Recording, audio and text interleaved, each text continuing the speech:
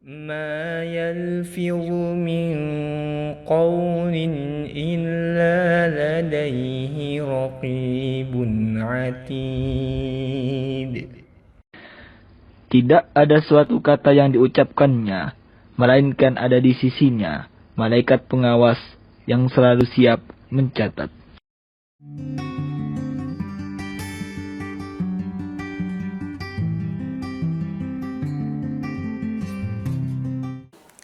Bismillahirrahmanirrahim. Assalamualaikum warahmatullahi wabarakatuh. Alhamdulillah wassalatu wassalamu ala rasulillah. Pencinta ilmu komunikasi Islam, kembali kita bertemu dalam kuliah komunikasi Islam. Hari ini langsung kita membicarakan tentang bentuk-bentuk qaul yang terdapat di dalam Al-Quran, yang kalau kita lihat di dalam Al-Quran paling tidak ada 9 qaul, ya. Ada 9 qaul yang disebutkan. Yang pertama adalah qaulan ma'rufan, kedua qaulan kariman, yang ketiga qaulan maisuran, yang keempat qaulan balighan, yang kelima qaulan layyinan, yang keenam qaulan sadidan, yang ketujuh qaulan thaqilan, yang kedelapan qaulan aziman, dan yang kesembilan ahsanu qaulan. Sangat mungkin ada hal-hal lain yang belum tercover, tapi paling tidak 9 ini menjadi pedoman yang cukup penting bagi kita di dalam kita modal kita untuk berkomunikasi. Pencinta ilmu komunikasi Islam, pada kali ini insyaallah kita akan langsung masuk kepada qaulan ma'rufan. Ma'ruf atau perkataan yang ma'ruf, ya. Ma'ruf dalam bahasa Arab artinya adalah kebaikan. Baik kebaikan itu dunia atau kebaikan akhirat secara umum itu namanya ma'ruf namanya. Ma'ruf lawan daripada mungkar. Itu jelasnya begitu. Ma'ruf lawannya mungkar. Disebut dengan ma'ruf, ya, karena semua orang tahu dan sepakat bahwa kata-kata yang dilontarkan bisa diterima oleh hati dan logika. Jadi kata-kata yang dilontarkan itu orang tahu bahwa itu baik.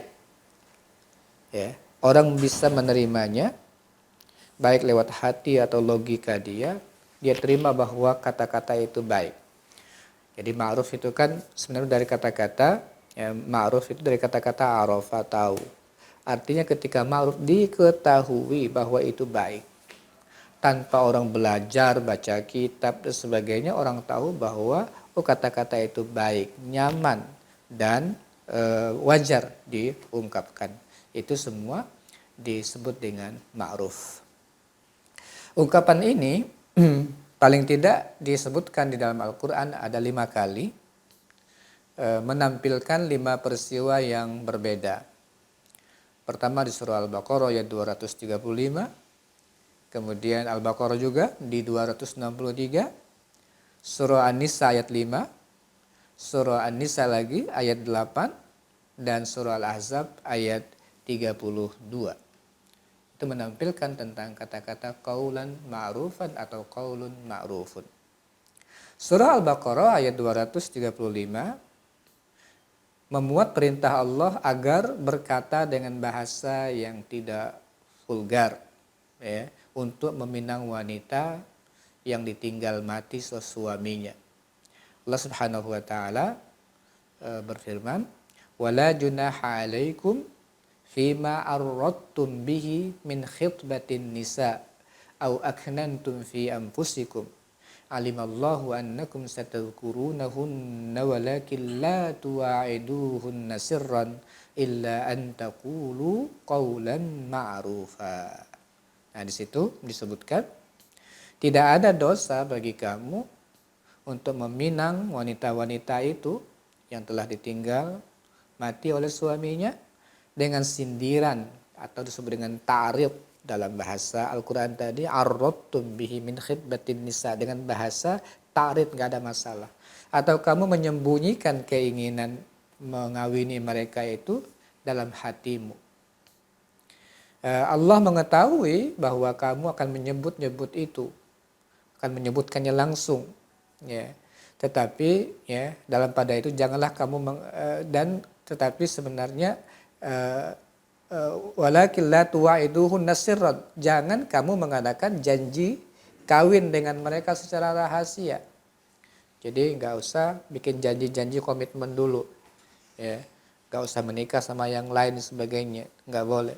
Kecuali sekedar mengucapkan qaulan ma'rufan, ya, kecuali dengan mengucapkan qaulan ma'rufan. Nah, di sini Allah Subhanahu wa taala menyebut bahwa ta'rif, bahasa kias, ya, bahasa sindiran itu dalam kondisi seperti ini adalah qaulan ma'rufan, yaitu pernyataan yang wajar diucapkan tapi tidak pantas kalau pada saat wanita baru saja ditinggalkan oleh suaminya, langsung ada seseorang laki-laki datang secara vulgar mengatakan, tenang saja, saya nanti nikahi kamu kok, gitu ya.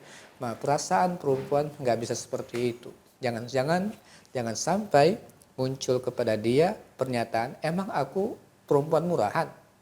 Jadi seperti itu mungkin karena bayang-bayang tentang kehidupan bersama yang indah dengan suami yang lamanya masih belum bisa dilepas, lalu dalam kondisi kayak begitu ada seorang datang lalu mengucapkan ingin menikahinya, sangat tidak bisa diterima oleh seorang wanita. Oleh Allah sebab itu tidak pantas, bahasa tidak bagus kalau pada saat itu mengucapkan bahasa terang-terangan untuk menikahi seorang perempuan.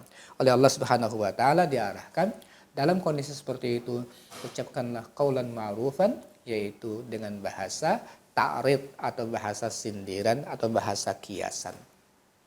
Kemudian di ayat 263 masih surah Al-Baqarah tentang peristiwa sedekah. Allah Subhanahu wa taala berfirman, qaulun ma'ruf wa maghfiratun khairum min shadaqati yatba'uha adza wallahu ghaniyyun halim. Qaulun ma'ruf, perkataan yang ma'ruf, dan maghfirah, ya, dan pemberian ucapan maaf atau memberikan maaf, khairum min shadaqah, lebih baik daripada sedekah, tapi diikuti dengan azza, diikuti dengan kata-kata yang menyakitkan. Allahu ghaniyyun halim, Allah Maha Kaya, Maha Santun. Jadi pencinta ilmu komunikasi Islam dikatakan di sini qaulun ma'ruf. Mungkin ada orang datang ke kita, ya, ada orang datang ke kita, dia sangat perlu, tapi dalam kondisi kayak begitu kita sendiri tidak memiliki kemampuan pada saat itu untuk memberi. Lalu daripada kita daripada kita mengucapkan kata-kata yang menyakitkan orang tersebut, ya, yang datang kepada kita untuk minta kayak begitu, lebih baik ucapkanlah qaulun ma'ruf, ya, qaulun ma'rufun, ya, perkataan yang menolaknya yang baik-baik, ya, perkataan yang menolaknya secara baik-baik. Nah, itu disebut dengan qaulun ma'ruf. Ada juga sedekah sudah diberikan, ya, sudah diberikan, tetapi setelah diberikan sering dibangkit-bangkitkan lagi, disebut-sebut di depan dia, aku dulu yang bantu kamu tuh, kalau bukan aku bantu nggak kayak begitu kamu. Terus diungkap, baik dengan anak, baik dengan siapa-siapa yang pernah dibantu, diungkap terus. Itu disebut dengan alman dalam bahasa Al-Quran. Itu juga Allah Subhanahu wa taala melarang kita, mengarahkan kita untuk tidak mengatakan itu. La tubtilu shadaqatikum bil manni wal adza. Jangan kamu batalkan sedekah kamu itu dengan bangkit dalam bahasa kita. Sebut-sebutkan lagi, diungkapkan lagi. Nah, jadi qaulun ma'ruf di sini ketika datang kita tolak baik-baik kalau kita tidak punya kemampuan, atau kalau sudah kita berikan jangan kita ungkap-ungkap. Jadi lawan daripada qaulun ma'ruf di sini adalah alman atau aza.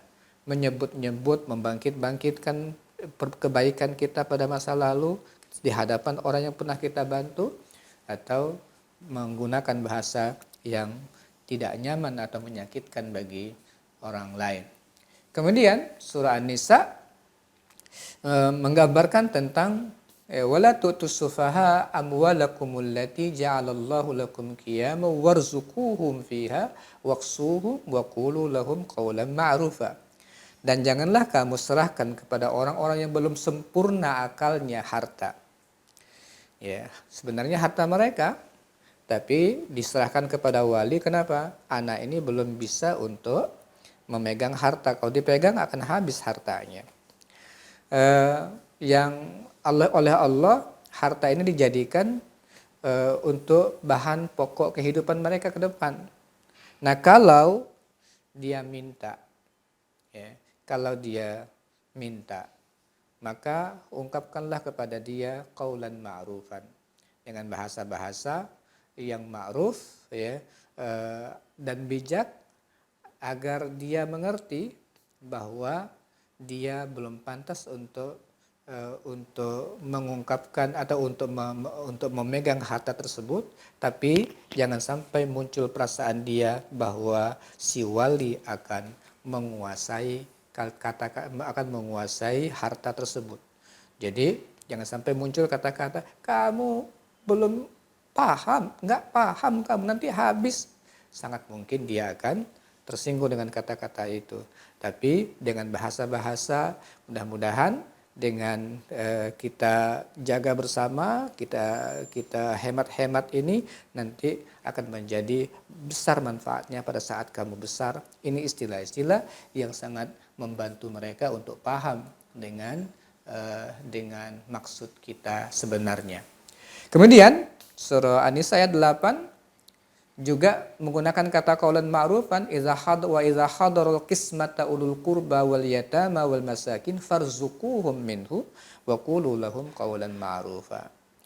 Apabila sewaktu pembagian harta itu ada hadir kerabat, ada anak yatim, ada orang miskin, maka berilah mereka dari harta itu sekedarnya dan ucapkan kepada mereka perkataan yang baik. Jadi kalau andainya pada saat itu kita nggak bisa untuk memberikan cukup banyak, ya, lalu kita hanya bisa memberikan sesuatu yang sangat sedikit sebagai simbolis saja, dia datang kerabat, tetapi kerabat ini ulul kurba tapi bukan ahli waris. Mata kalau ngelihat harta lalu nggak ada mengucur sedikit pun kepada dia, pasti ada sesuatu di hati. Ya, itu secara psikologis begitu. Jadi nggak boleh kalau kita bagi-bagi kenikmatan, lalu orang melihat, lalu nggak sama sekali diberi dia, itu langsung masuk ke hati. Mata ngelihat masuk ke hati. Nah, oleh sebab itu Islam menjaga betul kondisi ini. Oleh sebab itu kalau nggak mampu, kita ternyata bagi-baginya sangat-sangat kecil, nggak seberapanya, berilah dia sedikit, atau ya ungkapkanlah dengan bahasa-bahasa yang indah sehingga mereka paham kenapa tidak bisa memberi dengan baik. Nah, pernyataan kita yang tidak menyakitkan pada saat kondisi seperti itu disebut dengan qaulan ma'rufa. Kemudian juga di surah Al-Ahzab ayat 32, ya nisa'an nabi lastunna ka ahadim minan nisa in ittaqaitunna fala takhda'na bil qaul fayatma'al ladzi fi qalbihi marad wa qulna qawlan ma'rufa. Wahai istri-istri Nabi, kamu sekalian tidaklah seperti wanita yang lain. Jika kamu bertakwa, maka janganlah kamu tunduk dalam berbicara, sehingga berkeinginlah orang yang ada penyakit dalam hatinya, dan ucapkanlah perkataan yang baik, qaulan ma'rufan. Nah, qaulan ma'rufan di sini lawannya adalah al-khudu' fil qaul. Al-khudu' fil qaul itu ditafsirkan kata bahasanya itu suaranya terlalu lembut, halus, menggoda. yang membuat hati-hati orang yang condong kepada kejahatan senang kepada itu dan kayak menikmati suara-suara perempuan seperti itu.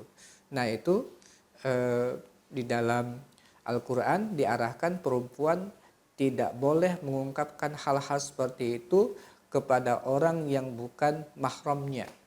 Ya, dengan bahasa yang terlalu halus seperti menggoda, suara-suara yang kayak begitu itu dilarang untuk diucapkan. Kenapa? Itu akan membuat hati orang-orang yang memang sakit itu nanti akan selalu terbayang-bayang dengan suara seperti itu, dan sangat memungkinkan hal itu membuat dirinya nekat untuk melakukan perbuatan-perbuatan yang tidak menguntungkan perempuan tersebut ketika ada kesempatan untuk itu. Nah, oleh karena itu bahasa qaulun ma'ruf dalam istilah tadi adalah ungkapkanlah dengan bahasa standar saja. Kalau kita perlu ucapkan dengan bahasa tegas, bahasa standar, jangan sampai muncul keinginan-keinginan seperti itu. Nah, melihat 5 ayat di atas, kami memahami bahwa qaulan ma'rufan adalah lafaz atau ungkapan yang baik, yang kebaikannya diterima oleh semua pihak.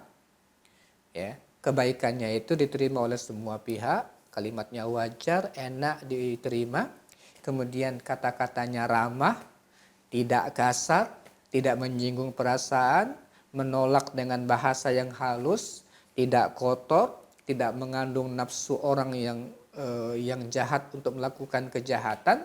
Itu semua adalah qaulan ma'rufan. Lawan dari qaulan ma'ruf adalah kata yang menyakiti, menyinggung, kotor, yang mengotori hati, kasar. Itu semua adalah lawan daripada qaulan ma'rufan. Jadi qaulan ma'rufan di sini sangat sejalan dengan konsep dasar komunikasi Islam, yaitu menghadirkan as-silm atau kedamaian dan kenyamanan.